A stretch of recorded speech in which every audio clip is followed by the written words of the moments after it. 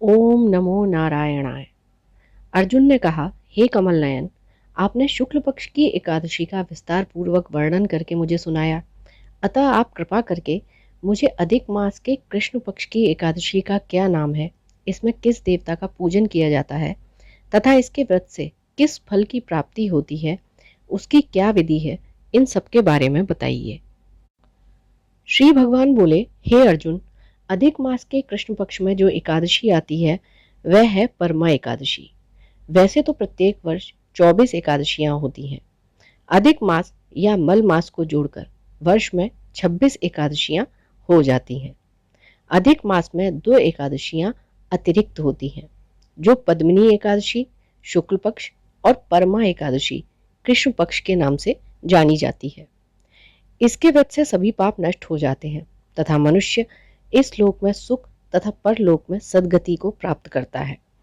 इसका व्रत विधि विधान के अनुसार करना चाहिए और भगवान विष्णु का धूप दीप नैवेद्य पुष्प आदि से पूजन करना चाहिए। इस एकादशी की पावन कथा जो कि महर्षियों के साथ काम्पिल्य नगरी में हुई थी, वह मैं तुमसे कहता हूँ, ध्यान पूर्वक श्रवण करो। काम्पिल्य नगरी में सुमेधा नाम का एक अत्यंत धर्मात्मा ब्राह्मण रहता था। उसकी स्त्री अत्यंत पवित्र तथा पतिव्रता थी। किसी पूर्व पाप के कारण वह दंपति अत्यंत दरिद्रता का जीवन व्यतीत कर रहे थे। ब्राह्मण को भिक्षा मांगने पर भी भिक्षा नहीं मिलती थी। उस ब्राह्मण की पत्नी वस्त्रों से रहित होते हुए भी अपने पति की सेवा करती, अतिथि को अन्न देकर स्वयं भूखी रह जाती थी, पति से कभी किसी वस्तु की मांग नहीं करती थी। दोनों पति पत्नी घोर निर्धनता का जीवन व्यतीत कर रहे थे। एक दिन ब्राह्मण अपनी स्त्री से बोला, हे प्रिय, जब मैं धनवानों से धन की याचना करता हूँ तो वह मुझे मना कर देते हैं। गृहस्थी धन के बिना नहीं चलती, इसलिए यदि तुम्हारी सहमति हो तो मैं परदेश जाकर कुछ काम करूं, क्योंकि विद्वानों ने कर्म की प्रशंसा की है। ब्राह्मण की पत्नी ने विनीत भाव से कहा, हे स्वामी, मैं आपकी दासी हूँ। पति अच्छा या बुरा जो कुछ भी कहे, पत्नी को वही करना चाहिए।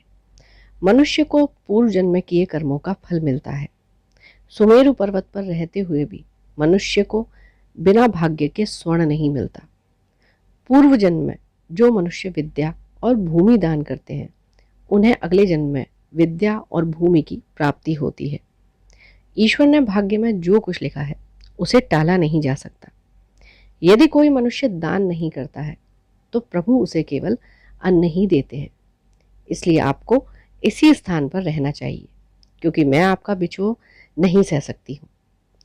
पति बिना स्त्री की माता पिता भाई ससुर तथा संबंधी आदि सभी निंदा करते हैं। इसलिए हे स्वामी, कृपा करके आप कहीं न जाएं। जो भाग्य में होगा वह यहीं प्राप्त हो जाएगा। अपनी पत्नी की सलाह मानकर ब्राह्मण परदेश नहीं गया। इसी प्रकार समय बीतता रहा। एक बार कौंडिन्य ऋषि वहां आए। ऋषि को देखकर ब्राह्मण सुमेधा और उसकी पत्नी ने उन्हें प्रणाम किया। बोले, ऋषिवर, आज हम धन्य हो गए। आपके दर्शन से हमारा जीवन सफल हो गया। ऋषि को उन्होंने आसन तथा भोजन दिया। भोजन देने के पश्चात पतिव्रता ब्राह्मणी ने कहा, हे ऋषिवर, कृपा कर आप मुझे दरिद्रता का नाश करने की विधि बतलाइए। मैंने अपने पति को परदेश में जाकर धन कमाने से रोका है। मेरे भाग्य से आज आप यहाँ पधारे हैं। मुझे पूर्ण विश्वास है अब मेरी दरिद्रता शीघ्र ही नष्ट हो जाएगी। अतः आप हमारी दरिद्रता नष्ट करने के लिए कोई उपाय बताइए। ब्राह्मणी की बात सुनकर कौंडिन्य ऋषि बोले, हे ब्राह्मणी, मल मास की कृष्ण पक्ष की परमा एकादशी के व्रत से सभी पाप दुख दरिद्रता नष्ट हो जाते हैं। जो मनुष्य इस व्रत को करता है वह धनवान हो जाता है। इस व्रत में नृत्य गायन आदि सहित रात्रि जागरण करना चाहिए। यह एकादशी धन वैभव देती है तथा पापों का नाश कर उत्तम गति भी प्रदान करती है। धनाधिपति कुबेर ने भी इस एकादशी के व्रत का पालन किया था, जिससे प्रसन्न होकर भगवान भोलेनाथ ने उन्हें धनाध्यक्ष का पद प्रदान किया था। इसी व्रत के प्रभाव से सत्यवादी राजा हरिश्चंद्र को पुत्र स्त्री और राज्य की प्राप्ति हुई थी। तदुपरांत कौंडिन्य ऋषि ने उन्हें एकादशी के व्रत का समस्त विधान कह सुनाया। ऋषि ने कहा, हे ब्राह्मणी, पंचरात्रि व्रत इससे भी ज्यादा उत्तम है। परमा एकादशी के दिन प्रातःकाल नित्य कर्म से निवृत्त होकर विधान पूर्वक पंचरात्रि व्रत आरंभ करना चाहिए। जो मनुष्य 5 दिन तक निर्जल व्रत करते हैं वे अपने माता पिता और स्त्री सहित स्वर्ग लोक को जाते हैं। जो मनुष्य 5 दिन तक संध्या को भोजन करते हैं वे स्वर्ग को जाते हैं। जो मनुष्य स्नान करके 5 दिन तक ब्राह्मणों को भोजन कराते हैं वे समस्त संसार को भोजन कराने का फल पा जाते हैं। जो मनुष्य इस व्रत में अश्वदान करते हैं उन्हें तीनों लोगों को दान करने का फल मिलता है। जो मनुष्य उत्तम ब्राह्मण को तिल दान करते हैं वे तिल की संख्या के बराबर वर्षों तक विष्णु लोक में वास करते हैं। जो मनुष्य घी का पात्र दान करते हैं वह सूर्य लोक को जाते हैं। जो मनुष्य 5 दिन तक ब्रह्मचर्य पूर्वक रहते हैं वे देवांगनाओं के साथ स्वर्ग को जाते हैं।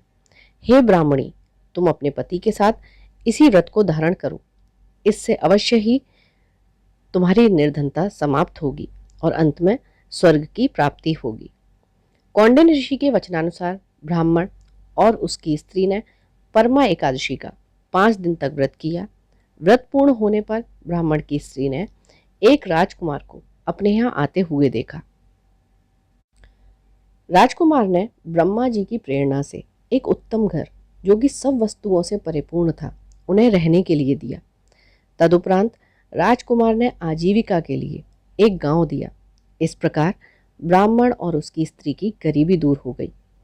पृथ्वी पर काफी वर्षों तक सुख भोगने के पश्चात वे पति पत्नी श्री विष्णु के उत्तम लोक को प्रस्थान कर गए। बोलो एकादशी महारानी की जय।